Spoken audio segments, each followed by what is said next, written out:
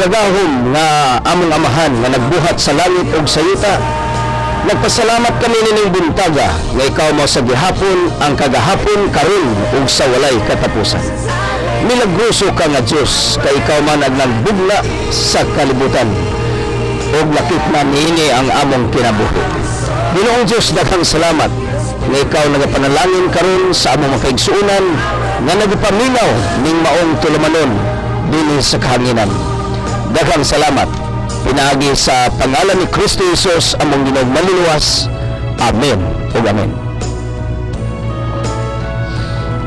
Praise God. Mahimpungkag sa itong mga kaigsuonan nga nagasunod o nagapaminaw ng atong programa dinhi sa kahanginan sukad pa sa 1987 January kadto mga kaigsuonan. Nagasugod kita sa itong programa dinhi sa DXIC ug walay hunong mga igsoon ang atong pagsibya may tungod sa kaayo sa Dios, sa mga pulong sa Dios, sa pagdala sa mga pag-ampo ngadto sa inyong tagsa-tagsa kapanimalay. Kini si Pastor Rudy Isik, ang senior pastor sa Throne of Grace, magaingon nga ang Dios magpanalangin kanimo. Ug kung ikaw na ning buntaga makaigsunan na nakasiiligan, ako kang imbitahon sa pakigduyog sa katawhan sa Dios diha sa pagambahan, pagsimbag, mga pag-awit ug pamanginaw sa pulong sa Dios.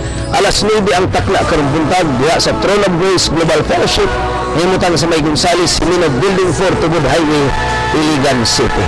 Dali lamang ni tulon mga igsoon sa may Robinson at bang ni anak mga kaigsuonan na sa 4th floor, the same building nga giabangan sa Pag-ibig Office o sa PhilHealth. Nakita sa 4th floor. Saka lamang 9 o'clock magsugod karong buntag. Sa Wednesday 6 o'clock kita magsugod.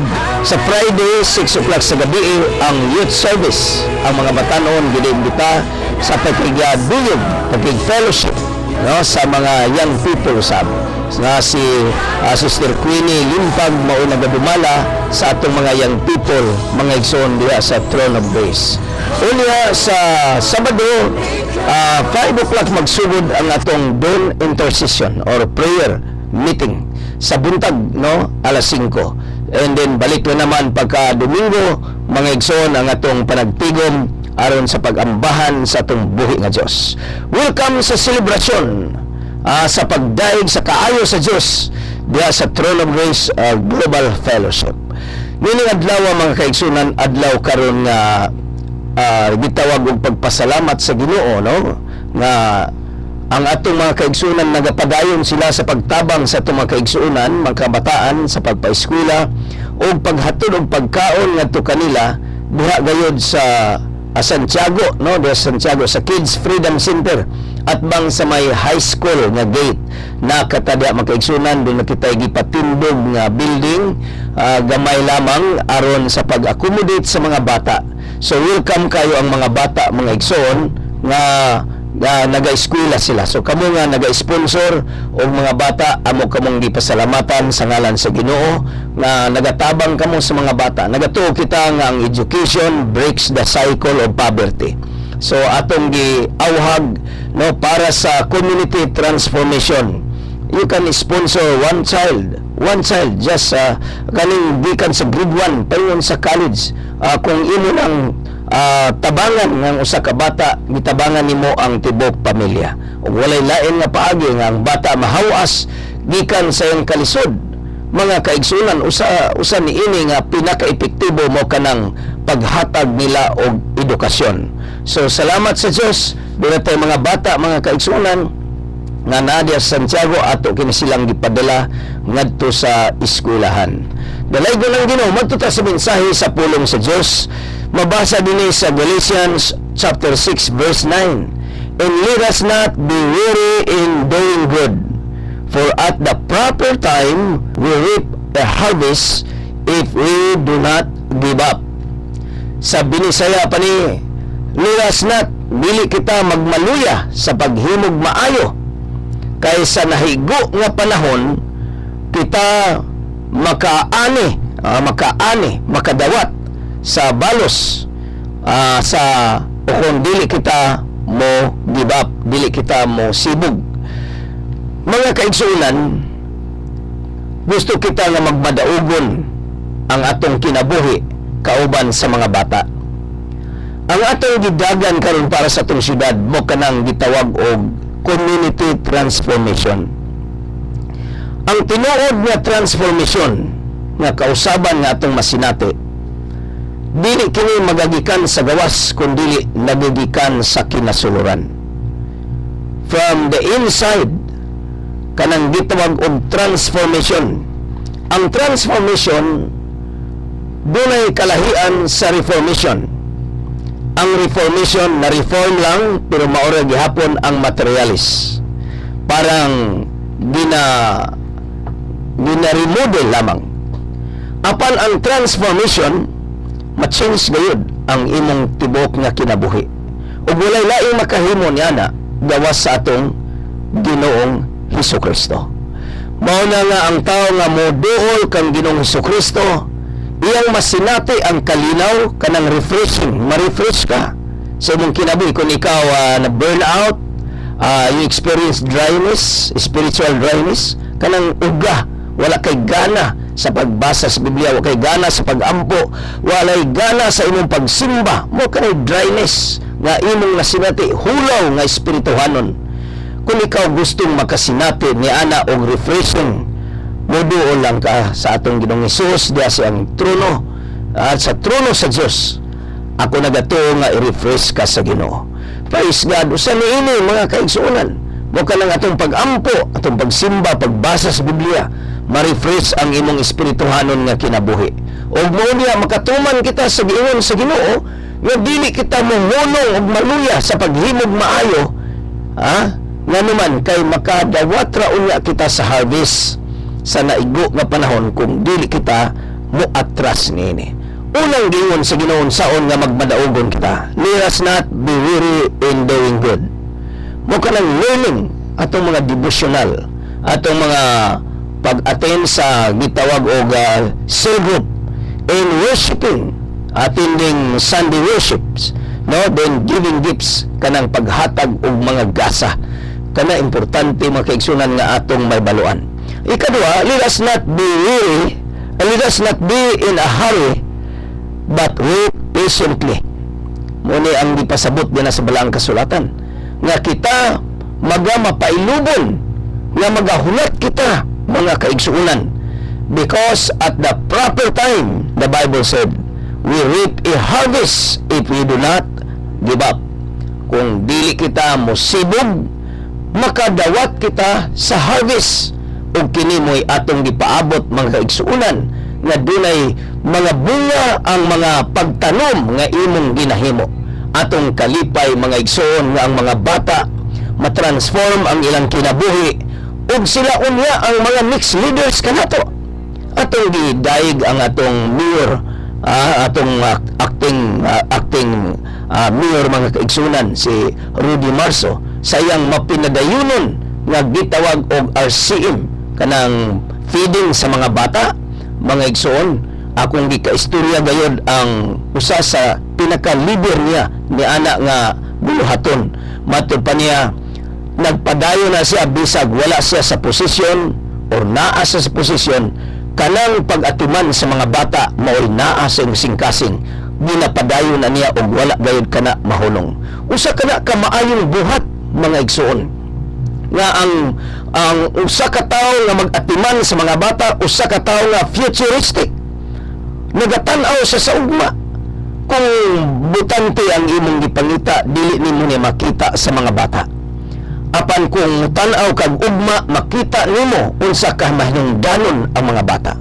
Nagpasabot lamang kini mga kaigsunan nga ang atong leader, usa ka futuristic nga leader, usa ka tawo nagtan-aw sa ugma nga makaayo sa atong syudad. Mao na nga nagpadayon ang ministeryo sa pag-atiman sa mga bata. Ngano ako kining gilakbitan sa mensahe mga kaigsunan, tungod kay pareho kamig heartbeat, kanang gitawag og pinitik sa kasing-kasing ang pag-reach out sa mga bata, pag-develop sa mga bata, pag-ayuda sa mga bata nga makakabot sila sa ilang mga damgo. Abi nimo kung pangutan-on nimo ning mga bata, dagko kay silang mga damgo, gusto silang ma-engineer, gusto silang ma-lawyer, gusto silang ma-doktor. Kung imo na silang pangutan-on mga igsoon, pero ang pinaka makasusubo nga panahon makaigsunan sa pagpaminaw nato kay wala sila enough nga kwarta aron makakuha sila sa ilang gidamgo sa ilang kinabuhi. Ikaw higalag igsoon, di na kabay damgo nga matabangan kini mga damgo sa mga bata. Di na ba kay mga plano para sa community transformation nga ang mga bata makaeskwela, mga bata mausab ang ilang kinabuhi, ang mga bata mao nyay next leaders sa ato ang city, sa atong nation. Kini mga bata, let us build our future through building the lives of the children. Mo kana magkaigsunan ang atong kausa, ang community transformation pinaagi sa pag-atiman sa mga kabataan, mga igsoon. Now in conclusion, the things that we have today are the result or byproduct of the things we did in the past, whether good or bad. If you want to enjoy a harvest, good things tomorrow, begin to plant good seeds today, and do not give up. Kini mo'y atong encouragement, di kita musibog apan magpadayon kita sa pagbuhat og maayo, sa pagpugas og mga maayong binhi kaysa naiguon niya nga panahon, mga kaigsunan, matud pa sa balaang kasulatan, we shall receive the harvest. Praise the Lord, nga panalanginan sa Ginoo ang imong kinabuhi. Community transformation, duyog kanamo ang Bless Iligan movement sa Throne of Grace Global Fellowship, usa kini ka movement nga nagtan-aw para sa kaugmaon, makaigsunan sa atong lungsod, o para sa mga kaugmaon sa mga bata. So kita nag-atuman sa mga bata, nagapakaon sa mga bata, tungod kay ang mga bata sila ang sunod nato nga mga leaders. Ang akong awhag, duyog kita ning maong buluhaton, community transformation. Akong pasalamatan ang inyong ayuda pinaagi sa inyong mga pagkaon nga gipadala sa mga bata, ug unya pinaagi sa inyong assistance sa education assistance nga inyong gihatag sa mga bata. Salamat sa Dios, mga kaigsunan, niabot man ang takna sa mga pagampo. Wa ko may baloon sa imong problema sa imong panglawas, wa ko may baloon sa imong problema sa imong family, sa imong business, sa imong trabaho. Apan duyog kanako sa pagtuo nga ang Dios nga milagroso, ug makahimo siya milagro sa imong kinabuhi nining orasa karon. Mag-ampo kita. Ang imo lamang buhaton, guniti ang radyo, kung ikaw na sa radyo, itapion ang imong tuong kamot sa imong dughan, ug ako mag-ampo alang kanimo. Labing gamhanan nga Diyos nining buntaga, nag-ampo ako nga ikaw, Ginoo, magahikat karon ning among mga kaigsunan nga dunay mga panginahanglan. Salamat Ginoong Diyos nga ikaw mo'y master, mao'y Ginoo sa among kinabuhi. Ug ikaw nagaingon nga ang tanang magatawag sa ngalan sa Ginoo mamaluwas. Those who call upon the name of the Lord shall be saved. Og nining buntaga Ginoo, nagatawag kami sa imong pangalan, ug muhugpa ngadto kanila ang gahom sa pagabanhaw ni Kristo, ug magatangso sa tanan nga mga balatian, tanan nga nahimong hadlang sa pagkuswag sa ilang kinabuhi. Ginoong Diyos, daghang salamat ng imong grasya mo dagkaya karon sa matag panimalay, o ang imong hugma masinati karon sa matag listeners na pagpaminaw. Daghang salamat kini mo imong pag-ampo o pangaliupo sa pangalan ni Ginoong Jesucristo, among Ginoong manluluwas. Amen. Praise God. Dalago ng Diyos, higalag igsoon tindog sa imong himutangan, ug daghang salamat Ginoo sa imong pagpanalangin kanako. Sulti ako nining simulahon sa kapagpanalangin sa Dios. I-text lamang kanako sa akong cellphone number 0919-819-7708. Akong Osborne 0919-819-7708. Kung gusto ka mutan-aw makaigsunan sa atong ministeryo para sa community transformation sa Bless Iligan Movement, makita nimo makaigsunan sa atong Facebook diya sa Rudy 2000 adlang kag 1K at yahoo.com. Imong makita. Daghang salamat sa imong pagpaminaw, og ako mingon nga ang Ginoo magpanalangin kaninyo. Ayaw kalimot pagkikibalag kanamo sa Throne of Grace Global Fellowship. Magsugod karong alas 9 diha lamang sa may Gonzales Simino Building 4 Tubod Highway, Ligan City at bang sa may Robinson. Daghang salamat kini si Pastor Rudy magaingon nga ang Dios magpanalangin kaning tanan. Bye-bye. God bless you all.